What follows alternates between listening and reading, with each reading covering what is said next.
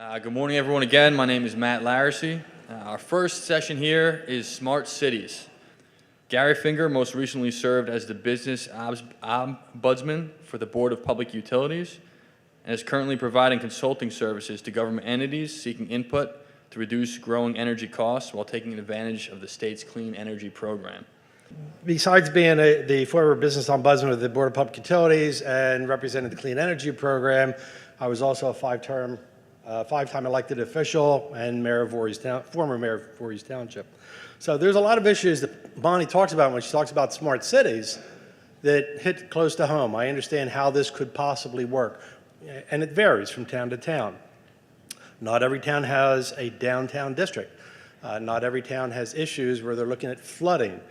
So these things all have to be kind of carved to suit the needs that you have. So where's the money to do all this? She's got a lot of great ideas. There's a lot of huge opportunities, but as financial officers, you're saying, I don't have any money now, and you want to go do this?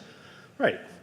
So there are a variety of programs in the state that you have access to now. They're able to fund projects that you may have. I'm going to skip the ESA program for briefly. NJIB, which deals with transportation infrastructure and wastewater management. So your MUAs all have sources to go to. This has been a very successful program. If you go to their website, you'll see a lot of examples where they, ACUA right here outside of Atlantic City, got funding for a project that was $1.5 million so that they can keep advancing, keep staying ahead of what's going on. NJEDA always has new programs. You want to take a look at that. Where can you get some of the grant funding available for these things? The Microgrid Town Center Zone, they're in the first phase of the microgrid feasibility studies. Those studies are starting to come in now. What's happening next? Well, they need a few more steps, but that is something to watch. What Bonnie's trying to highlight to you is be aware of what's available. It is changing. It becomes where the next set of priorities are. The Community Collaborative Initiative, DEP has P3 legislation. That is a public-private partnership where you can work with outside vendors to come in and do the work for you in a cooperative manner. That is a phenomenal piece of legislation. Sustainable Jersey. I have to ask this question. How many towns are part of the Sustainable Jersey program? Okay, for those of you who didn't raise your hand, talk to the people who did, because they also have grant monies and they have a lot of really great ways that you can advance a lot of what your goals are through initiatives that they've done in the past. So you don't want to overlook that. So again, the investment bank, or infrastructure bank, is a phenomenal source to go to. I'm not going to spend much time on it. They actually have a kiosk out here. So what kind of projects are we talking about? We're really talking about, if you can think about it, if you can think about something that you want, you're going to find a program that's going to help support it. You're going to find money that can be there to get you through the project and the expertise to do it. It's not just solar. So Bonnie had mentioned about what we can do with battery storage and what we're going to be able to do with EVs. These are all programs coming to fruition now. What is ESA? Anybody understand, or has anybody ever worked with the ESA program in the state of New Jersey, Energy Saving Improvement Program? Nobody? All right. The Energy Saving Improvement Program was a piece of legislation that went through twice. The most recent one was 2012, which puts the authority in the hands of the BPU. This is a way that you can fund your energy-related projects, substantial projects, without incurring new debt. So you don't have to worry about your caps in the event of school districts. If you're working with them, they don't have to worry about referendums. This is a program designed to pay for itself with the energy savings that you will be gaining through these projects. I'm going to jump over this one real fast for a good reason. The New Jersey Clean Energy Program has a suite of programs that you pay for. You've done this through your societal benefits charge. If you have not taken advantage of them, please take a look at that, because you can gain substantial information and a roadmap of how you proceed with this. And that includes, gee, do I want to get involved with the next step and start to work with smart cities? There's programs that will help look at that. You want to start with a local government energy audit. You're going to love this word. It's free. This is an ASHRAE Level 2 audit. It will cover anything that you've asked them to from a building perspective, multiple buildings, all the energy measures that you currently use, pumps, motors, drives, lighting. If you are interested in solar, is solar an appropriate candidate for your particular site? We've had many instances where entities will say, yeah, we want to put wind turbines up. Okay, they'll look at that. Most cases won't make a whole lot of sense, but they'll look at that. So they'll give you a comprehensive package at the end of the day to say, these are your ECMs, your energy conservation measures that you can take a look at. And by the way, you start looking at the other programs, such as Smart Start, you can get up to $500,000 back on these incentives. So those motors and lightings and chillers, there's money that can go toward that. Why wouldn't you want to take advantage of it? A direct install program, it's particularly great for small municipalities where you have a standalone police station or municipal building or public works building. They're go in and pay for 70% of those upgraded costs, 70%. We did this in my town, in Voorhees Township, for our police station. They maxed out for the incentive for $125,000. The project was $153,000. So the balance of the money, and the finance officer, Dean Seminara here by any chance, was really against it. He says, I still have to spend money. I said, no, you happen to be in a territory with South Jersey Gas. They will finance it for 3 years at 0% interest. It was a no-brainer. The payback period was less than 2 years. So that's what you want to look at. Performance-based programming, larger projects, that's $1 million per utility meter that you have. It's a longer process, but you can get a lot of money back. CHP, Bonnie mentioned about what you can do with combined heat and power.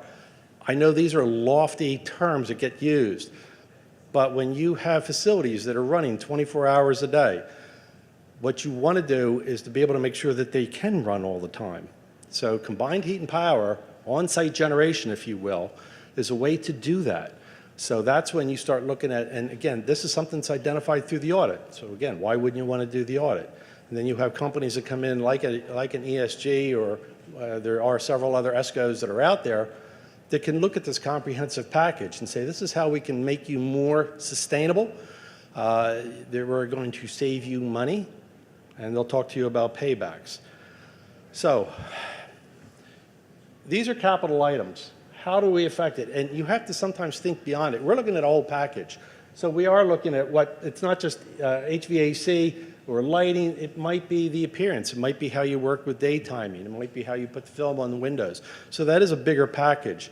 But again, there are professionals that will take a look at that. So the project itself becomes self-funding. There's no upfront cost. Okay? There's no upfront cost. So there's nothing that comes out of your budget. And there's a guarantee. What does that mean? It means if the ESCO performing this project for you does not deliver what they're telling you in savings, state law says the ESCO writes the check for the difference. Has that ever happened? No, because they know what they're doing. They can make these things happen.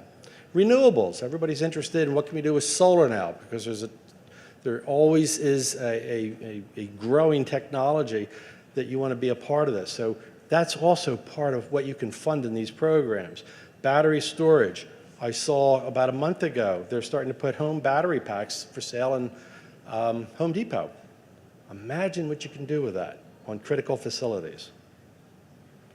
So Bonnie talked a lot about street lighting because that becomes the basis for where you can go with this.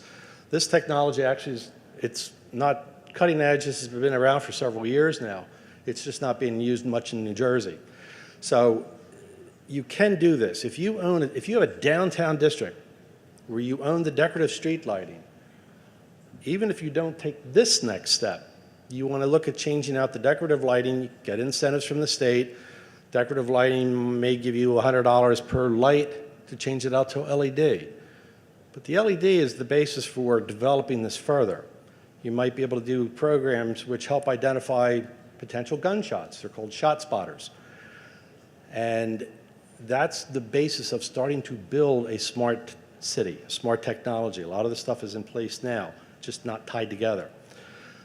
So, as I said, ESIP is a way of retrofitting your public buildings. Savings come from the energy that you're saving. This becomes a bundled project. So we look at anything, the state, I should say, looks at anything that you can throw into this package as long as it pays for itself. This must be cash positive. So you're going to have an audit that's performed, a free local government audit. I'll say it multiple times. It's free, folks. That gives you the basis of what can be done. There's a process that you follow with the state. It's on their website. There's an RFP that you can put out, which is already in a template, that you're going to have a series of bidders come in and make proposals to you as to what can be done. It's usually more than what the audit says. And then you're going to get started with hiring an ESCO and developing a plan. So, where are we with this? Well, there's a variety of measures that are going to help fund this, and why we tell you to be very creative is because you can put an awful lot in here. I'm not going to go over all the details. You can work with a variety of funding sources. I know that I had on my previous slide the Energy Resiliency Bank. As of the last time I checked, that bank is right now closed. They may open that up again. So funding comes, funding goes, but you can work all these in conjunction with a particular program. What ESIP does is it allows you to set the structure. ESIP doesn't give you the money, it sets the structure for it. But the nice thing is you cannot lose money. If you work with an ESCO, an Energy Savings Corporation, Energy Savings Company, they're going to do everything from beginning to end, soup to nuts. They'll put together a package, doing one in Atlantic City right now, which is about a $9 million project, and that covers things like street lighting. They covered a variety of the City Hall, fire stations. Again, anything that they could throw into there, which is usually what we advocate. The other option you could do under this ESIP program is you can do it yourself. You can go out and hire your own people. The downside that we usually see in this program, and people really don't like to do it, there's no guarantees. So if the project gets off track at the end of the day and you end up and it costs more money, there's no guarantees to put it back on. So we like to see people, we usually recommend people to work with ESCOs or to do what's called a hybrid method, where you're working with your professional engineers or your architects, that they will go out and put together the RFP. They'll work with an ESCO to make all this happen. There's some real key points on this that you need to know. It's a simplification of what the whole program is, okay? No negative cash flow. What does that mean? Well, after you do all of these measures that are going to run you out for 15 years to pay it back, we look at it, the BPU looks at a chart now that says we cannot show a negative cash flow in any 1 year, or else the project is denied. Capital cost avoidance. Well, you don't want to put avoidance in there for capital cost for the simple reason that after a couple of years, you kind of forget about it, and now you're going to be spending more money. The board doesn't even allow it anymore. It didn't make sense. The original legislation did. We made a series of changes at the time that really protect you as the municipalities. SRECs are not permitted. Why not? We're putting solar in. Why can't I use SRECs? Because SRECs are market-driven. SRECs go high, they go low. Frankly, they're not going high anymore. Right now, they're probably hovering around $180 per SREC per megawatt that's produced. You don't want to factor that into what your savings are, because that could change. That could drop down lower. Nobody really has can make that kind of a firm prediction. So the best way to handle it is don't allow it at all. Third-party review. Once an ESCO comes to you with this project that you're doing for your municipality and all your buildings, and an ESCO says, it's going to cost you $3 million, and you're going to have savings every year of $1 million.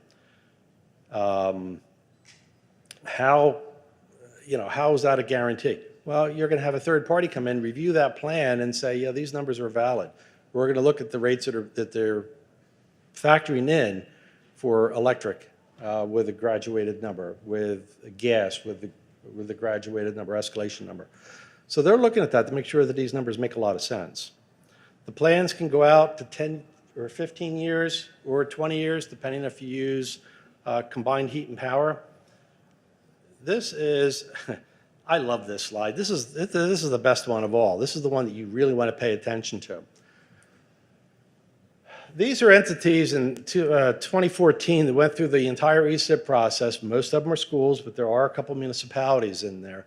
These have all been measured and verified, which means the numbers that they said that they were going to hit have already been verified. They, in fact, have seen those savings. What I want you to look at, though, is the projected guaranteed annual savings. So the ESCO came in and said, based upon the project that we're doing at Barnegat School, you're going to save $317,000 every single year. That's great. The reality is they saved $359,000. Every single one of these projects saved more than what was originally projected because the ESCOs want to be conservative. You cannot lose with this program. So, you know, the numbers are quite staggering. What was verified in 2016 without all the details is over $21 million. There's over 100 entities right now, combination of school districts and municipalities that are they're in some part of an ESIP process. If you have a series of buildings, if you have some financial concerns, this is the program you want to start looking at. This is how you're going to pay for it. So when you want to start doing smart cities, how do I work that into here? How do I do the street lighting? Well, if you're going to do street lighting, let's start bundling this whole thing together because it's frankly, you'll be able to justify the cost savings that you're going to have every single year. You cannot lose. Legislation says you cannot, so by statute, you must make money. So the quick takeaway, because I ran through these very quickly and I know that, it starts with a free local government energy audit. You can go to the New Jersey Clean Energy website, NJCEP. There is an application to start the free local government energy audit. This would cover anything that you have within your control. And as an elected official, I like to remind people, it's not just the buildings, folks. Let's take a look at the pumping stations that you have. They are very expensive. They're running constantly. Throw that into the audit. Let's see how old those motors are. Is there a more efficient way we can do that? The audit will identify that. So if you've got lighting on ball fields, let's throw that in there. Just because lights go on, that doesn't mean they're going on well, okay? Because what the technology that you use, be it metal halide, sodium vapor, whatever, they're expensive. And if you can replace that with an LED light and get the same amount of lumens for 2/3 less cost, gee, I don't know, why wouldn't you want to do that? Plus the maintenance issue practically goes away. So as frequently as you may be thinking about replacing these things, you won't have to with LEDs. But I beg you to not just work on lighting alone. Package all this together, because lighting is where we start and can justify doing things like boilers that you have that are 40 years old and have a horrible payback. The windows, which aren't incentivized, but we can bundle that into a package where the lighting helps pay for that. So that's where you want to get a little creative in your thinking. There was never an entity yet in the state that participated in this process that has lost money. None. It's not allowed to happen. So your takeaway becomes there's a lot of phenomenal opportunities that are coming along. Some are available now. You know, Bonnie was talking about battery storage, incredibly exciting. Keep an eye on the state website, Clean Energy, that there may or may not be incentives going forward. If you start looking at, gee, how do I start my smart cities approach? It starts with an audit. Did I mention it was free? Did I say it was free? So that can be taken into account. So as you move forward, you know, microgrids, they're not going to be for everybody. If you've got the right setting, microgrids will make sense. That doesn't mean you can't do smart cities too. They all get tied together. So the opportunities are there. The funding is there. And that is the takeaway that I would like you to have today. I appreciate your time. There was a lot of information. I will have some brochures available afterwards.